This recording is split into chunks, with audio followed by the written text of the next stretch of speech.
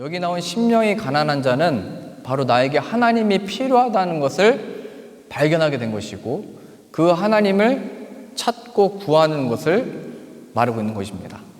그래서 하나님의 천국이 이 마음을 가진 자들, 이게 하나님이 우리들에게 주시는 마음인데요. 그 하나님이 필요합니다. 그가 나의 방패가 되시고 요새가 되시고 힘이 되시고 능력이 되시고 생명이 되십니다. 그 하나님을 원합니다. 이게 바로 오늘 표현에 나온 가난한 자, 심령이 가난한 자의 표현입니다. 반대로 누가복음의 표현에 가난한 자의 그 대조를 이루는 자가 부유한 자라고 되어 있죠. 그들은 가난하게 되고 아무것도 없다는 것을 확인하는 자가 될 겁니다. 그래서 부유한 자, 너에게 화가 있을 거다. 그 이유는 그들은 모든 것을 가진 것 같았으나 정작 그 하나님이 없는 것으로 인해서 깜짝 놀라게 된 겁니다. 나는 모든 것을 갖추고 만족을 얻고 있었고 잘 되고 있는 줄 알았는데 마지막 날에 보니까 나에게 화가 있었구나. 나도 속아서 살아갔었구나. 나도 이것을 모르고 살았었구나를 발견하는 겁니다. 그래서 하나님은 이 복음을 우리들에게 전하실 때 가난한 자를 통하여 부한 자를 부끄럽게 하고 약한 자를 통하여 강한 자를 부끄럽게 하는 겁니다. 그게 하나님의 복음이고 오늘 여기 나와 있는 이 표현입니다. 심령이 가난한 자는 복이 있나니 천국이 그들의 것이다. 그래서 이 가난은 약하고 힘이 없어서 구걸하고 뭐 이렇게 도와주십시오 이렇게 하는 자들이 아니고 적극적으로 찾고 구하는 겁니다. 적극적으로 하나님 앞에 그 하나님을 원합니다. 그 애타는 심정으로 그 사슴이 그 물을 찾아서 자신의 생명이 지금 다하여 그 물이 없으면 안 돼서 그걸 찾는 것처럼 하나님을 적극적으로 찾고 구하는 겁니다. 그것이 우리들의 신앙생활에 있어서는 예배가 되고 섬김이 되고 봉사가 되는 겁니다. 적극적으로 주님을 찾고 배우기 위해서 예배에 참여하게 되고 하나님의 행하신 그 일들을 알고자 하여 섬기고 봉사하는 일에 적극적으로 참여하는 겁니다. 그러니까 우리들의 삶에 있어서 이 신앙생활에 있어서 하나님에 대한 이 마음이 있는가 이것을 묻고 있는 겁니다. 천국이 그 심령이 가난한 자들에게 있는 건데 지금 너는 어떠한 마음으로 지금 서 있는 거냐? 하나님이 우리들의 도움이 필요한 것이 아니고 우리의 물질이 필요한 것이 아니고 우리의 능력이 필요한 것이 아니고 하나님으로 보자면 이 심령이 가난하여 하나님이 필요합니다. 우리가 원하는 것은 하나님입니다. 우리의 영광은 하나님께 있습니다. 그 하나님이 우리의 방패시며 생명이시며 우리 삶의 유일한 길이십니다. 이 고백을 통해서 하나님이 영광 받으시고 하나님이 높임을 받으시는 겁니다. 그 예전에 어떤 그 교사분이 저한테 이런 얘기를 했어요. 성경 공부를 한참 하고 나서 우리가 이게 주의 일을 할 때는 하나님의 이 충만함을 받아서 성령님의 충만함으로 예수 그리스도를 증거함으로 해야 됩니다. 이렇게 이제 가르쳤더니 저에게는 아직 그 예수님의 생명이 있는지 잘 모르겠고 성령의 충만함도 잘 모르겠습니다. 그럼 저 이제 교사 이거 그만해도 되는 건가요? 하나님이 나에게 이 맡겨주셨다는 것도 잘 모르겠고 나에게 주어진 이 삶 속에 집에서 애들 맨날 먹여봐야 말 안 듣고 크면 클수록 뭐 나한테 뭐 효도까지는 안 바래도 점점 더 멀어지는 것 같은데요. 저는 이것을 하나님이 나에게 허락하셨다는 것도 모르겠고 어떤 충만함도 모르겠고 이거 다 그만하면 되는 건가요? 하나님이 나에게 무엇인가를 부어주실 때까지 그냥 있으면 될까요? 이렇게 얘기를 했습니다. 그런데 오늘 나온 것은 그 천국은 심령이 가난한 자들의 것이다. 그러한 상황 속에서 하나님의 영으로 충만하기 원합니다. 하나님으로 채워지기 원합니다. 하나님이 나의 피할 바위요 산성이요 이것을 감당할 힘의 어떤 능력이 하나님께 있는 줄 믿습니다.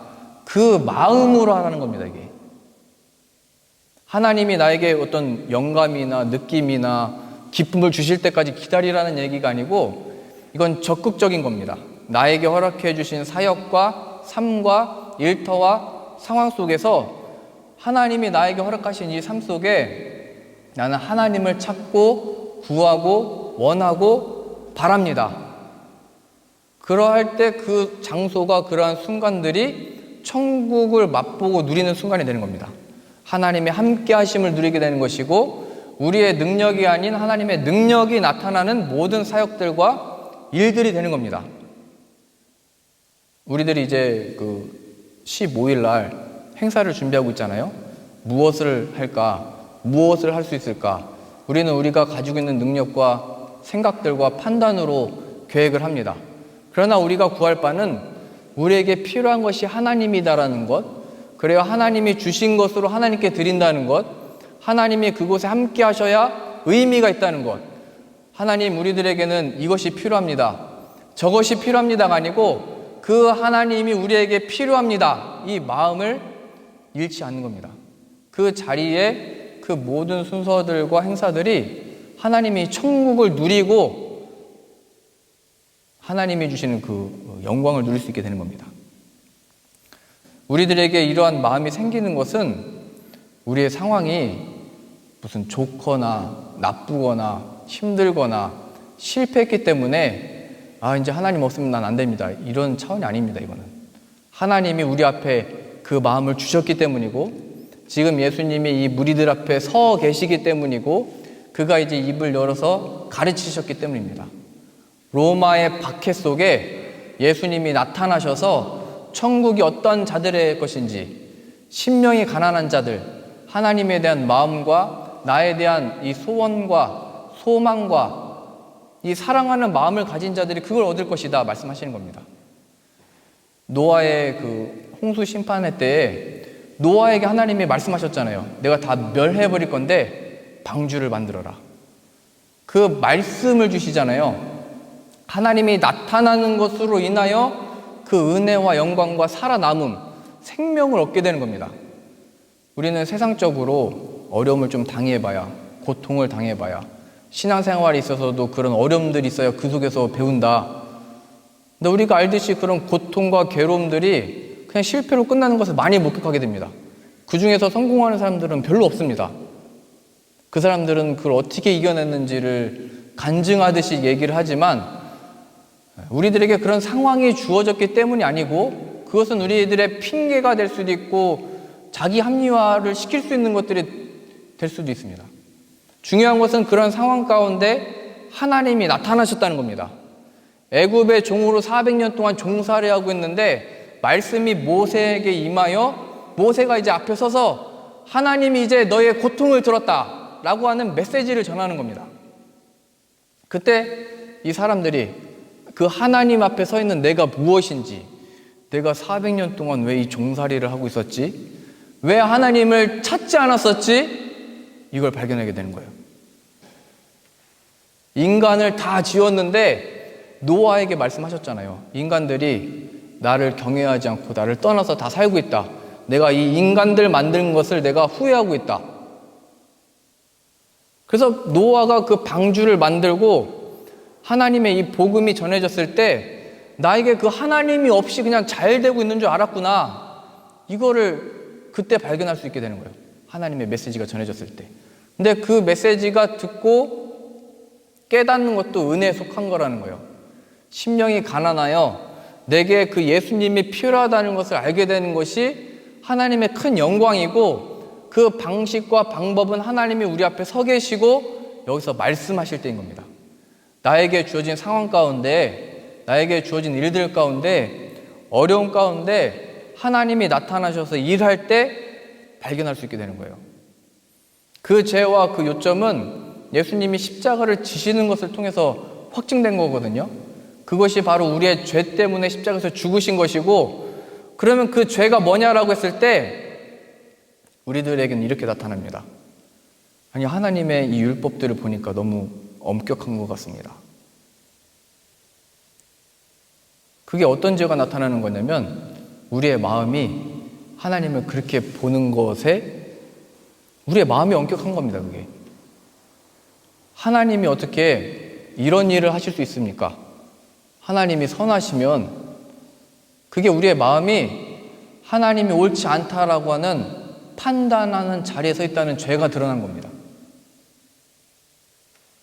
무슨 환경을 다 떠나서 하나님이 서 계셔서 말씀하실 때 늘 우리들의 내용이 뭐냐면 하나님은 공평하지 않는 것 같습니다. 그게 늘 우리들의 마음이고 생각들이고 그 죄가 지금 다 드러나는 겁니다. 어디로 다 모아버리는 거냐면 너희가 그런 궁핍함과 가난함과 그런 어려움들을 겪는 이유는 너희들을 지으신 하나님이 누구신지를 모르기 때문이다. 그 죄가 그러한 고백들과 마음들과 생각들 속에서 다 나타나는 겁니다. 하나님이 나를 사랑하시면 내가 더 잘 돼야 되는 거 아닙니까? 근데 하나님은 말씀하시는 겁니다.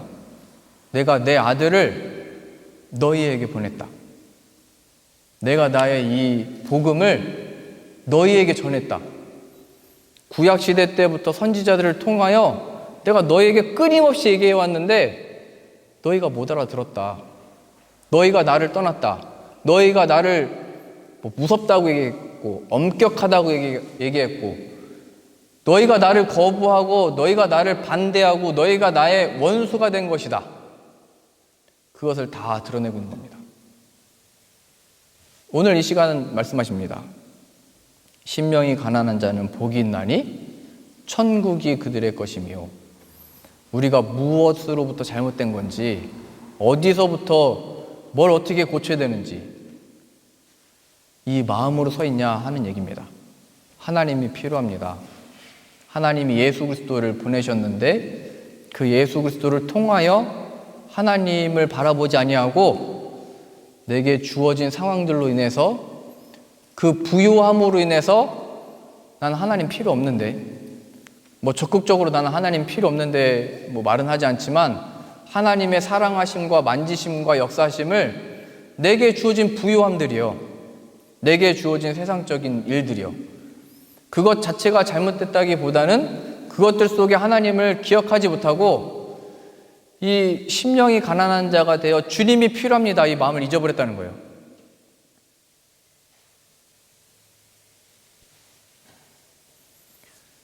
우리를 지으신 이가 하나님이시고 그 하나님이 바로 예수 그리스도입니다.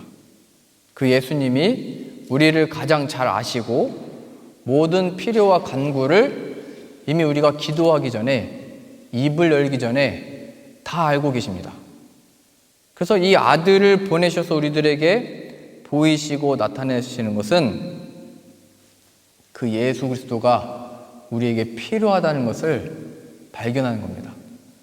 그 예수님이 오셨는데 지금 여기 나왔던 모든 무리들은 어떤 사람들은 그 예수님께 많은 기대와 바램을 가지고 지금 듣고 있잖아요. 근데 우리가 아무런 무감각하다면 예수님이 복음이고 기쁜 소식이고 그 하나님이 오셨다라고 말씀하셨을 때 우리의 삶 속에 나의 상황 가운데 우리들에게 주어진 어떤 문제들 가운데 예수 그리스도가 필요하다라고 하는 그 복음의 메시지를 들었을 때 아무런 감각이나 그게 무슨 답이고 그게 무슨 해결이고 그게 나에게 무슨 도움이고 그것이 무엇인데 라고 한다면 우린 영적으로 죽어 있는 겁니다. 여기 나온 심령이 가난한 자는 나에게 주어진 이 삶 가운데 그 예수 그리스도가 진짜라는 것을 발견하여 나 그것 얻기 원합니다. 얘기하는 겁니다. 영적으로 죽어있는 자는 그 부요함을 달라고 구하고 그런 어려움이 없기를 바라며 더 이상 나를 괴롭게 하거나 하나님이 보이실 어떤 것들에 대해서 우리가 다 제한을 하게 됩니다. 기도로. 이렇게 하시면 안 됩니다. 이렇게 됩니다. 우리가 하나님께 강요를 한다니까요. 우리도 우리들의 부모님들에게 강요받기 싫어했잖아요. 나를 존중해주고 인정해주고 칭찬받고 그렇게 하고 싶잖아요.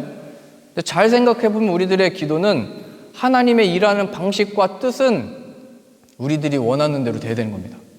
그게 우리들의 완악함이고, 그게 바로 영적으로 가난하게 된 것이고, 하나님 앞에서는 그것이 바로 죄와 모든 괴로움과 비참함이 거기서 드러난다는 거예요. 하나님이 어떻게 저러실 수 있냐고. 하나님이 살아계시면 이런 일이 맞냐고. 그래서 하나님은 나타내시는 겁니다. 그 죽음 가운데 십자가에서 피 흘리신 그 처참함과 비참함과 모든 낙심과 모든 허탄함과 모든 제자들이 떠나가는 그 상황들을 허락하셔서 만들어내시는 겁니다. 부활. 나의 생각과 계획은 너희들과 다르다. 이 상황 좀 없게 해주시고 이런 상황 좀 미리 하나님이 막아주셨으면 좋았을 텐데요. 심령이 가난한 자는 복이 있나니 천국이 거기에 임할 거다. 죽음을 맛보는 그곳에 내가 임하면 천국이 된다. 부활이다. 나는 그 생명을 가르치기 위하여 그의 죽으심을 본받는 자리로 우리들에게 허락하신 겁니다.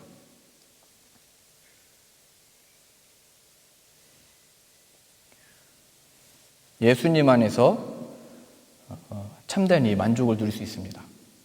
시냇가에 심은 나무가 철을 따라 열매를 맺으며 그 잎사귀가 마르지 아니함 같은 역사를 맛보게 됩니다. 그 열매가 뭐냐면 하나님은 항상 오르시다 라는 우리의 마음과 입술의 고백입니다.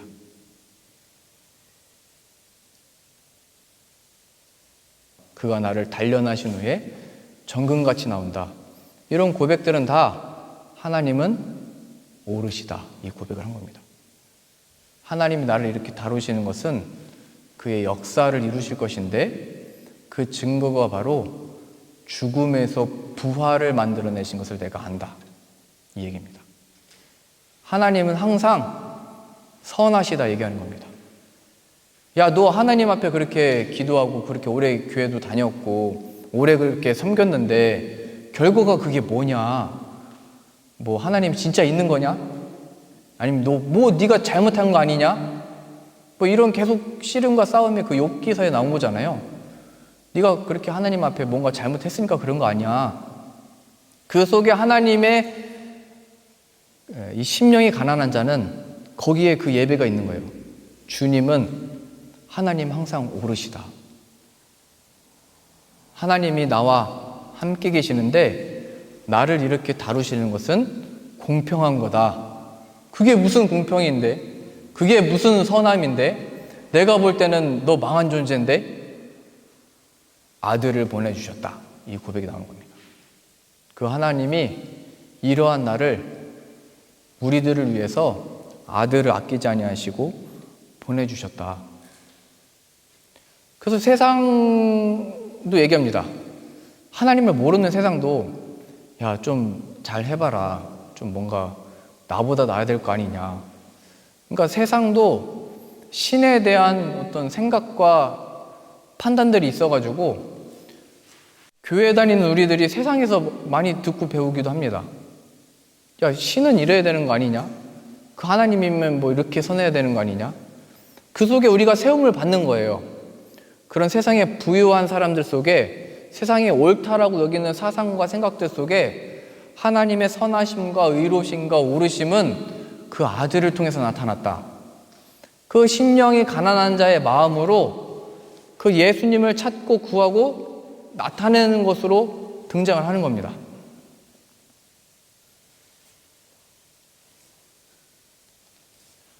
내가 아직 죄인일 때, 아직 연약할 때, 아직 하나님과 원수되었을 때 아들을 아끼지 아니하시고 보내셨다. 그는 공평하시고 의로우시고 공의로우시고 사랑이 많으시다. 하나님은 사랑이시다. 이 고백이 그러한 모든 상황들 속에 나오는 것이고 적극적으로 그 예배로 드려지는 삶이 되는 겁니다. 그러니 우리들의 개개인에 주어진 모든 상황들은 성경적으로 간증의 순간들이 되는 겁니다. 그것이 간증이 되지 않는 이유는 우리의 마음 가운데 하나님에 대해서 거부하기 때문입니다. 하나님의 일하시는 방식을 제한하기 때문입니다. 하나님이 하시는 일의 판단을 내가 하기 때문입니다. 그 자만과 그래서 거기로부터 고통이 시작되는 것을 하나님이 은혜로 깨우치신 겁니다. 내 안에 내가 하나님 하나님 주여 주여는 외쳤지만 마음에 하나님이 없었구나. 마음에 하나님이 없다는 것은 그 하나님이 없어서 이런 고통과 판단과 내가 하나님보다 위에 서 있었던 거구나 발견하는 겁니다. 하나님 내게 찾아와 주십시오. 하나님의 은혜로 채워 주십시오. 이 역사가 일어난 자들은 천국의 삶이 펼쳐지는 겁니다. 하나님은 항상 오르시다. 부활의 생명을 나타내실 것이다. 나의 삶을 주장하고 계시다. 여호와는 나의 목자시니 내게 부족함이 없을 것이다. 고백하는 겁니다. 그것이 살아있는 삶의 예배고 영적인 수간들이 되는 겁니다. 이제 우리는 15일 날 여러 가지 이제 여기 독일교회 분들과 함께 예배도 드리고 여기서 특송도 하고 음식도 먹고 나누고 함께 즐기게 될 겁니다. 우리는 무엇인가 부족함으로 하는 자들이 아니고 그 모든 것을 얻은 자의 마음으로 하나님이 주신 그 하나님에 대한 선하심과 오르심과 그 기쁨과 능력과 여유를 가지고 하는 자들입니다. 그러니 기쁨으로 하나님이 나의 삶을 주장하고 계시니 하나님이 하실 줄로 믿습니다. 하나님이 내 개인의 삶도 그렇고 교회의 모든 사역들도 그렇고 나에게 주어진 이 상황 가운데 아들을 주셨는데요. 죽음에서 부활을 만들어내셨는데요.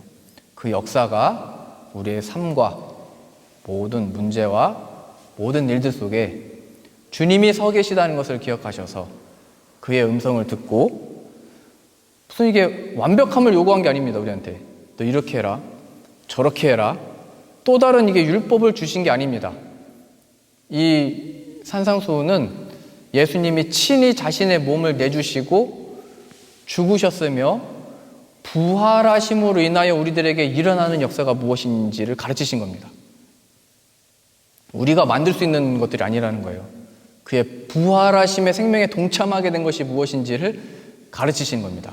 그 첫 번째 요구는 강하게 하나님의 이 역사를 이루기 위해서 하나님의 이 천국을 얻기 위해서 뭘 노력해라 뭘 해라가 아니고 너희 안에 하나님이 필요하다는 것을 아느냐? 예수 그리스도가 없는 것이 너의 고통인 것을 아느냐? 너희가 얼마나 나를 너희의 생각으로 재고 판단하고 나에게 강요하고 있는 줄 아느냐? 너에게 필요한 것은 나다. 예수 그리스도가 서 계셔서 말씀하시는 겁니다. 나를 얻은 자가 천국을 얻은 자이다. 나의 이 음성이 들리는 자가 복받은 귀이다. 나를 알게 된 것이 이 인생의 최고의 복이다. 세상을 봐라. 모든 것을 얻은 것 같고 누린 것 같으나 그들의 실상과 마지막 날을 봐라. 그들이 얼마나 상한 자와 같이 낙심한 자와 같이 될 것인지를 봐라. 그게 종말에 대한 이야기죠. 예수 그리스도 안에서 우리는 그날을 함께 보는 겁니다.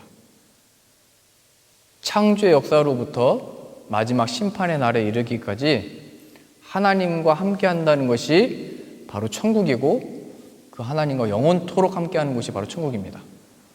오늘 이 진리의 말씀에 심령이 가난한 자는 복이 있다 말씀하셨습니다. 내가 무엇에서 부족함을 느끼고 내가 무엇이 나로 만족하게 할 수 있는지 이 은혜를 구하십시오. 예수님이 필요합니다.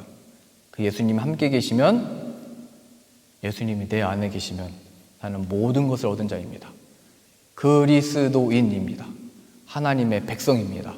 그래서 내가 가는 곳이 천국인 줄로 믿습니다. 그러한 자들로 우리를 부르시고 세우셨다는 것을 기억하셔서 하나님을 얻게 된 것, 또 예수님을 보내주신 것이 우리의 기쁨과 즐거움과 감사의 제목들이 되실 수 있기를 바랍니다.